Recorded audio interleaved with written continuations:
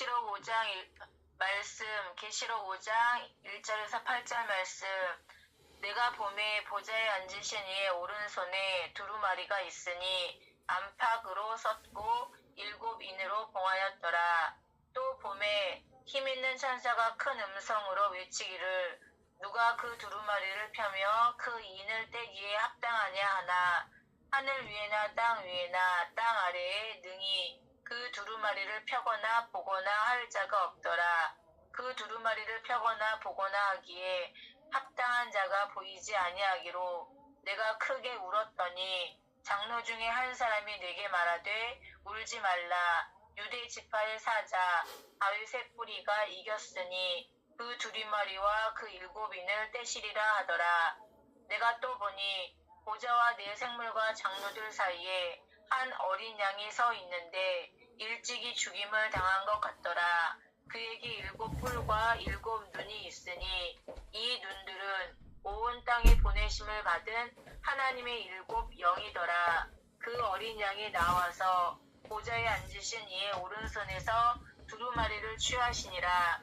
그 두루마리를 취하심에 네 생물과 24 장로들이 그 어린 양 앞에 엎드려 각각 검은 거와 향이 가득한 금 대접을 가졌으니 이 향은 성도들의 기도들이라. 아멘. 아멘. 감사합니다. 네, 오늘 선포된 본문 말씀에 의해서 어린 양 시리즈 8번째 시간입니다. 인봉한 책과 어린 양이라는 제목으로 이한드리 목사님께서 말씀을 선포해 주시겠습니다. 네, 목사님 부탁드립니다. 예, 찬양을 받기에 합당하신 아버지 감사합니다. 이번에 어린 양 시리즈로 오늘 마지막 시간을 맡게 해주셔서 감사합니다. 오늘 말씀이 잘 정리되어 그동안 이 어린 양을 통한 말씀을 통하여 잘 박힌 목과 같이 우리 심령 안에 살아있어서 그 말씀의 역사로 우리가 놀라운 은혜를 받는 모두가 되게 도와주십시오. 뜨거운 마음으로 기도해낼 수 있도록 오늘 성령 충만하게 하시고 부족한 종의 입술을 주관해 주십시오. 예수님의 이름으로 감사하며 기도올리옵나이다. 아멘. 예, 샬롬 반갑습니다. 예, 하나님의 감동으로 어린 양 시리즈를 준비하게 됐는데 벌써 오늘 마지막 시간이 됐네요. 예, 오늘은 인봉한 책과 어린 양 이런 제목으로 말씀을 나누려고 합니다. 이외에도 어린 양에 대한 성경의 말씀이 많이 있는데 어린 양의 피, 어린 양에게 속한 자, 또 어린 양의 생명체, 하나님이 창세전부터 어린 양을 통해서 인류를 구속하여 구원받은 성도들의 이름이 기록된 생명책이 먼저 있는 겁니다. 그래서 어린 양의 생명체, 또 어린 양과 구원, 이런 말씀들이 많이 있는데 이번 시리즈에는 다 말씀을 못 드렸고요.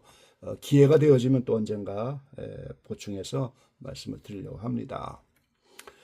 자, 오늘 제가 아까 도표를 몇 장 올려드렸는데요. 자, 이 요한계시록이 이제 1장부터 22장까지 사건 중심으로 차례대로 진행이 되는 말씀인데 1장에 보면은 반모섬에 예수님이 오시죠. 다른 사도들은 다 숨겼지만 이 반모섬에 예수님이 오셔서 끝까지 남아있던 사도 요한, 그에게 이제 요한계시록을 완성하게 하십니다. 그래서 1장에 반모섬에 예수님이 오셔서 2장과 3장에 아시아 7개에 편지합니다.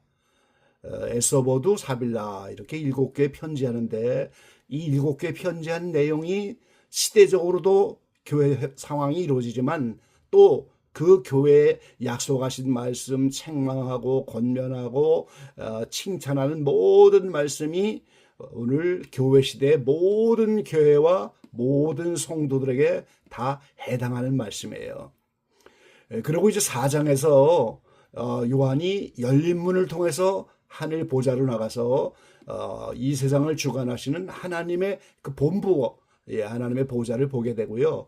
오늘 본문 5장에서 그 어린 양이 인봉한 책을 받으시는 장면입니다. 그래서 이제 6장에서 인을 떼시기 시작하죠. 그래서 오늘 인봉한 책을 받으시고 그 인봉한 책으로 말미암아 어떤 역사가 일어나는가. 나머지 이제 계시록의 모든 말씀이 그런 내용이죠. 자, 오늘 본문에 보니까 보좌에 앉으신 이의 오른손에 책이 있다 그랬어요. 이 오른손은 항상 일하는 손입니다. 그러니까 하나님이 일하시기 위해서 오른손에 책이 있는데 그게 7인으로 봉해져 있었어요. 그러니까 7인으로 봉한 책입니다. 근데 이제 이 책을 떼어야만 오늘 인류 역사의 심판과 구원의 역사가 일어날 건데 이걸 뗄 자가 보이지 않아서 내가 크게 울었다. 요한이 하늘나라에 올라가서 지금 인봉한 책을 봤는데 이게 떼어져야만 역사가 나타나잖아요. 그때 이제 울고 있는 요한에게 장로 중에 하나가 내게 말하여 울지 마라. 유다 지파의 사자 다윗의 뿌리가 이기었으니 이 책과 그 7인을 떼시리라 하더라. 유다 지파의 사자 다윗의 뿌리는 누굽니까? 예수님이죠. 예수님이 이겼다. 그래서 7인을 뗄 자격이 있다. 이렇게 말씀하는 거예요. 그래서 이제 보니까 보좌와 내생물과 장로들 사이에 어린 양이 서 있었어요. 근데 일찍 죽임을 당한 것 같더라. 바로 이 땅에 어린 양으로 오신 예수님이 일찍 죽임을 당했고, 그리고 이제 그 어린 양이 나와서 보좌에 앉으신 이의 오른손에서 책을 취했다 그랬어요. 책을 취하고 나니까 내생물과 24장로들이 어린 양 앞에 엎드려 검은고와 향이 가득한 금대접을 가졌다. 이 향은 성도의 기도들이다. 이렇게 말씀하고 있습니다. 자, 올려드린 도표 중심으로 잠깐 말씀을 드리게 되면요. 자, 어린 양이 인봉한 책을 받았어요. 인봉한 책 7인으로 인봉되어 있는데 이 책을 떼어줘야 되는데 이 7인은요. 7년 큰 환란 때 심판의 때에 사용될 심판의 재료입니다. 이 많은 계시록 하는 분들이 7인을 떼면서 대환란이 시작되는 것처럼 착각을 하고 있는데요. 첫 단추가 잘못 껴지면 전체 단추가 잘못 껴지는 것처럼 그게 아닙니다. 집을 지으려면 재료와 일꾼이 있는 것처럼 먼저 이 심판하기 전에 심판의 재료입니다. 그리고 일꾼, 7천사지요. 그래서 6가지 재료와 7번째 인이 떨어질 때 7천사가 이제 나타납니다. 그래서 이게 띄어져야 심판주인 예수님이 공중왕림하여 오시는 거예요. 그래서 공중왕림하기 전에 7인을 떼시는데 그 어린 양이 인봉한 책을 받아서 7인을 떼고 나니까 기도 상달, 금대접을 가졌더라 그랬어요. 이 시대마다 하나님이 이 세상에 예수님을 보낼 때도 구약 성도의 기도가 상달됐기 때문에 그 기도를 받으시고 예수님을 이 땅에 보내셨어요. 예수님이 십자가에서 죽으시고 우리를 위해서 피를 흘려놓으셨는데 다시 인봉한 책을 받고 떼어져서 재림하여 오실 때도 교회 시대의 성도들의 기도가 상달됐기 때문에 다시 오시는 거예요. 예수님이 지상 재림하는 또 이 전환기에 때도 또 대환란을 지나는 성도들의 기도가 상달되기 때문에 주님이 다시 오시는 거죠. 그래서 이 기도가 상달되는 모습을 보였는데요. 이 어린 양이 인봉한 책을 받고 인봉한 책을 떼고 기도가 상달되고 예수님이 공중강림하고 이런 건 전체 하늘에서 이루어지는 일입니다, 여러분. 땅에서 눈으로 볼 수 있는 일들이 아니에요. 하늘에서 이루어지는 일입니다. 첫째 인에서 넷째 인까지 뛸 때마다 이제 백마, 홍마, 흑마, 청황마가 나타나죠. 이게 다 심판의 재료예요. 백마는 공의롭게 심판하겠다. 그래서 예수님이 백마 타고 오시죠. 홍마는 전쟁입니다. 흑마는 기근이에요. 청황마는 사망이죠.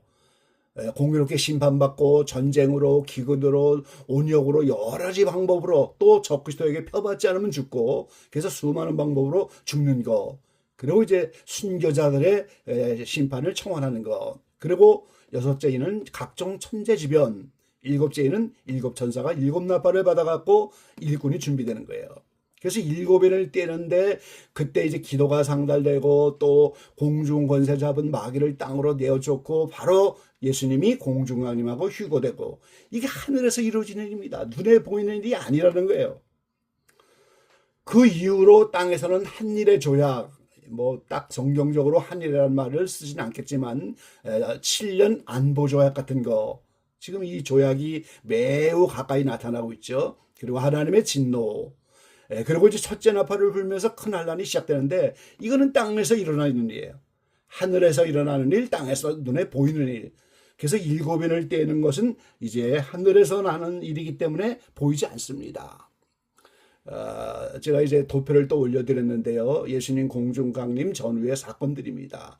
그래서 요 7인을 떼고 기도상달 마귀가 땅으로 쫓겨내려고 이제 예수님이 공중 강림한 거 전부 하늘에서 이루어지는 일인데, 자, 어린 양이 책을 받으시고 인을 떼고 기도상달이 전부 하늘에서 일어나는 일인데, 땅에서 이거를 어떻게 알 수 있을까? 제가 오랜 세월을 마지막 때 종말론적인 말씀들로 준비를 해왔는데요. 이게 제일 큰 고민이었었어요. 하늘에서 인봉한 책을 받으시고 인을 떼고 기도상달되고 예수님이 공중 강림하기 위해서 공중어 잡은 마귀를 쫓아내고 오늘 예수님이 공중 강림하는 거 전부 우리가 알 수 있는 일이 아니에요. 눈을 볼 수 있는 일이 아니에요. 그런데 그걸 알아야 예수님 오셔야 될을 분별하고 우리가 그걸 준비하잖아요. 근데 감사한 것은 하나님은 창세기부터 요한계시까지 눈에 보이는 것을 가지고 말씀하시는 분이에요. 그래서 주목하게 된 것이 모형과 그림자였습니다. 이 하늘에서 되어지는 일, 눈에는 보이지 않지만 이거를 눈에 보이는 것들로 모형과 그림자로 구약시대에 많이 주셨어요. 그래서 모형과 그림자를 주목하게 된 것이고요. 또 하나는 하나님이 주시는 힌트입니다, 여러분. 이 사랑하는 자들에게 귀뜸을 해주잖아요, 이제. 힌트를 줘갖고 상을 주려고 말이죠. 그 힌트가 제가 데살로니가 교회에 준 힌트, 이걸 갖고 8번 시리즈로 말씀을 나눴잖아요. 그리고 큰 힌트가 또 노아입니다. 노아의 사건들. 그래서 이 데살로니가에 주신 말씀들, 노아에 주신 모든 말씀들, 이런 걸 가지고 이제 날씨가 흐리면 비가 온다 하는 거. 그래서 그런 힌트를 주목하면서 오늘 종말론의 말씀으로 지금 하늘에서 인을 뗄 때가 됐고, 이런 모습들을 이제 땅에서 모형과 그림자 또 힌트를 가지고 살피려고 오랜 시간 애를 써왔습니다. 사실은. 자, 이 마지막 때 되어질 일이 창세기, 모세오경을 힌트로 하고 모형으로 하고, 다니엘은 구약의 요한계시록이고, 마태복음 24장, 마가복음 13장, 누가복음 21장, 사복음서도 다 마지막 때 말씀이잖아요. 특별히 요한계시록. 근데 성경 다 마지막 때를 말하는데, 그 마지막 때에 하나님 나라를 주목하는데 거기에 수많은 모형과 힌트, 그리고 추가해서 바로 시사입니다. 우리가 하나님이 이 세상에서 지금 구속의 역사를 주기 때문에 이 세상이 되어져가는 정치적인 시사, 경제적인 시사, 이런 문제들도 이제 이 말씀이 어떻게 이루어지는가, 거기에 많은 도움을 준다는 사실인 거죠. 그래서 요 인을 떼는 장면을 제가 그런 모형과 그림자와 시사를 가지고 주목하며 땅에서 어떻게 알 수 있을까. 그래서 이제 나타나고 알게 된 것이 바로 대환란이 오기 전에 제3성전이 세워져야만 한다는 일, 또 그 3성전이 데살로니가에 준 힌트처럼 평안하다, 안전할 때 이루어진다는 거, 그리고 요한계시록에 나타난 것처럼 이것이 요셉의 7년 풍년이라고 하는 거, 또 인류 전체의 큰 은혜인 가데스 무리바 생수라고 하는 거. 이스라엘 백성이 광야를 지나가면서 무리바 생수를 2번 겪었거든요. 르비딤 무리바 생수를 겪을 때 인류 역사 전체에 솔로몬의 성전이 나타난 거예요. 성전이 나타났기 때문에 그 성전 중심으로 예수님이 올 수 있었고, 예수님이 오시는 걸 알기 때문에 마귀가 그 예루살렘 성을 공격한 게 인류 역사입니다. 그래서 성경 역사죠. 아수르를 위해서 예루살렘 공격하고, 애굽을 위해 바벨론, 메데파사, 헬라, 예수님 당시엔 로마, 전부 성전 파괴하려고 이렇게 이스라엘 공격한 역사거든요. 그래서 이렇게 이런 힌트와 모형 시사를 가지고 이렇게 성경을 제가 연구해서 이렇게 땅에서 이런 일을 통해서 알 수 있구나, 이런 결론을 얻게 됐는데요. 이번 시리즈에는 뭐 이것을 자세히 말씀드릴 수가 없죠. 그래서 이 종말론적인 말씀 다니엘, 요한계시록이 실제 어떻게 이루어지는가, 이 시사도 매우 중요하다는 거. 그래서 제가 오랫동안 시사를 좀 주목을 한 겁니다. 오늘도 이제 우리가 이 말씀 시작하기 전에 잠깐 인터넷이 잘 안 되는 그런 시사적인 문제 제가 잠깐 소개를 해드렸는데요. 이게 매우 중요합니다. 예수님이 분명히 베들레헴에 오신다고 말씀하셨는데 실제로 그게 어떻게 이루어지느냐 보니까 그 당시에 이제 호정령이 내리잖아요. 그래서 양부 요셉이 베들레헴이 고향이기 때문에 오늘 베들레헴에 가게 된 거예요. 근데 가서 보니까 호정령이 내렸으니까 여관이 없잖아요. 사람들이 많이 보이니까. 그래서 말구에 가서 예수님을 낳을 수밖에 없고, 그게 바로 시사입니다. 이 수많은 인류 역사 마지막 때 되어질 일들을 수없이 좀 경고하고 말씀해 주셨는데, 그게 우리의 삶 속에 실제 정치 경제 속에서 시사 속에서 어떻게 이루어지느냐, 그게 매우 중요한 문제라고 하는 거죠. 그리고 이제 또 하나 힌트를 주시는 게 이제 노아의 방주였습니다. 노아가 이제 방주에 들어가던 날까지 사람들이 먹고 마시고 장가들고 시집가고 홍수가 나서 다 멸하기까지 깨닫지 못하였으니, 그런데 마태복음 24장에 분명히 인자의 임함도 이와 같으리라 그렇게 말씀하셨어요.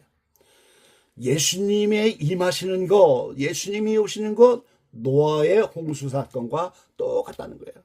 홍수 사건이 모형이라고 하는 겁니다. 근데 방주에 들어가기까지 사람들이 먹고 마시고 장가들고 시집가고 홍수가 나서 멸할 때까지 또 깨닫지 못했다.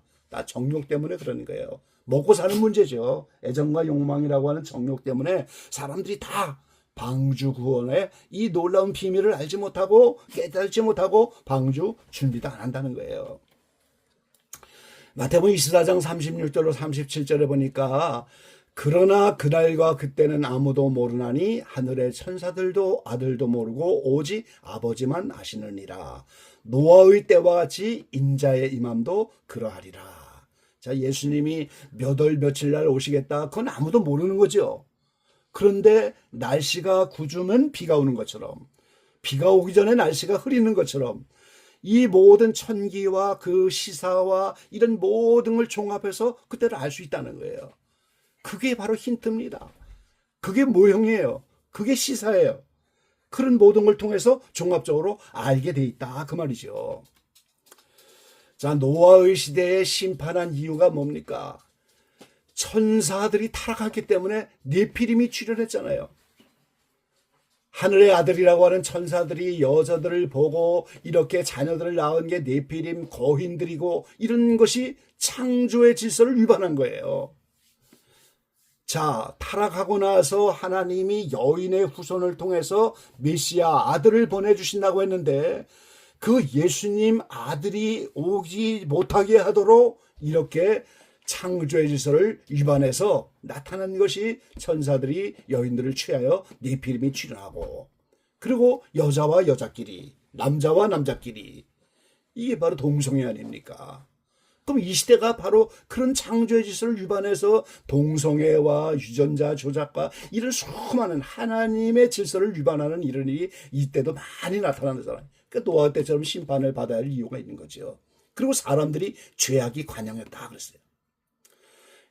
자, 이 시대가 지금 마지막이라면 다 죄악이 관영해서 노아의 때처럼 하나님이 심판하실 수밖에 없는데, 사실 이 모든 죄들이 어둠 속에서 은밀히 이루어지는 거예요.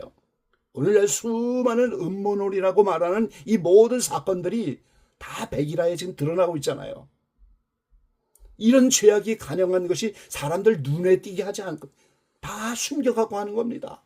근데 그게 지금 다 드러나고 있죠. 그래서 정말 심판받을 수밖에 없는 그때가 가까웠구나, 이거를 우리가 이제 알아야 하는 겁니다. 그래서 노아의 방주 사건은요, 인류 전체의 출애굽 사건입니다, 여러분. 하나님이 사람 지으신 것을 후회하여서 사람이 죄가 강하고 불법이 성행하니까 이제 물로 싹 심판을 하려고 하는데 노아의 가족만 구원을 받았어요. 이게 인류 전체 출애굽이죠. 그리고 노아의 방주 사건은 심판의 본이에요. 특별히 물 심판의 본입니다. 베드로후서 2장에 말씀하시잖아요. 노아의 방주 사건이 물심판의 본이다. 그리고 소돔 고모라는 불심판의 본입니다. 그리고 노아의 방주 사건이 예수님의 때 인자가 임하는 것의 모형입니다. 그리고 노아의 방주 사건은 인류 구원 역사의 전체 과정을 보여주는 거예요. 이 방주로 구원받기 위해서 하나님이 방주에 들어가서 7일 동안 머물게 하시고 40일 동안 비가 내려서 방주가 떠오르게 하고 이제 150일 동안 비가 내서 물이 창렬하게 하고 아라산에 도착하고 또 아라산에 도착해서 또 여러 날들을 거치면서 까마귀를 내보내고 비둘기를 3번 내보내고 이제 완전히 땅이 말라서 노아가 방주에서 나와서 정결한 짐승으로 제사를 드리면서 이게 인류 구원의 역사를 다 보여주는 거예요. 그래서 하나님은 이렇게 구약의 모든 말씀을 통해서 모형과 그림자로 다 마지막 때 되어지를 보여주셨고 이스라엘 백성을 통해서 보여주시고 창세기를 통해서 보여주고 족장의 이야기를 통해서 보여주시고 룻의 이야기를 통해서 보여주시고 아가서를 통해서 보여주고 이게 전부 모형과 그림자입니다. 다 종말을 향하여 말씀하시고 전부 예수님의 때에 어린 양의 오심을 증거하고 있는 말씀드린 겁니다.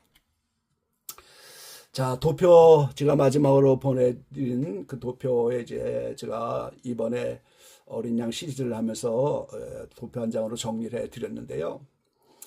이 성경은 어린 양으로 시작해서 어린 양으로 끝이 나는 그런 이야기라는 겁니다. 하나님이 하늘의 어린 양의 생명책을 가지고 있어서 요한계시록의 생명책 이야기가 2번 나오는데 어린 양의 생명책입니다. 이것이 창세 이전에 하나님의 예정이에요. 섭리입니다. 이것이 뜻이에요. 어린 양의 생명책에 기록이 되어 있지 못하면 아무도 구원받지 못한다. 그건 우리 편에서 하는 일이 아니잖아요. 하나님이 미리 예정하신 거예요.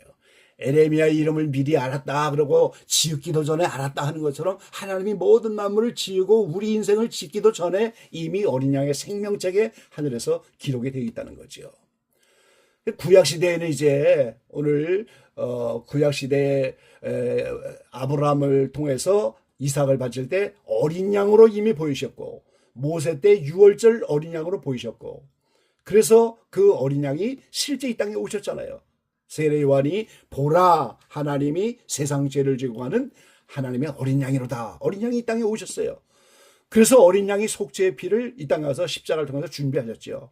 그리고 그분은 부활승천하셔서 지금 중보자가 되어 기도하고 그 십자가를 통해서 준비하는 은총을 오늘 우리가 받을 수 있도록 십자가의 주관적인 역사로 우리를 지금 한 분 한 분을 환경으로 인도해 가고 있어요.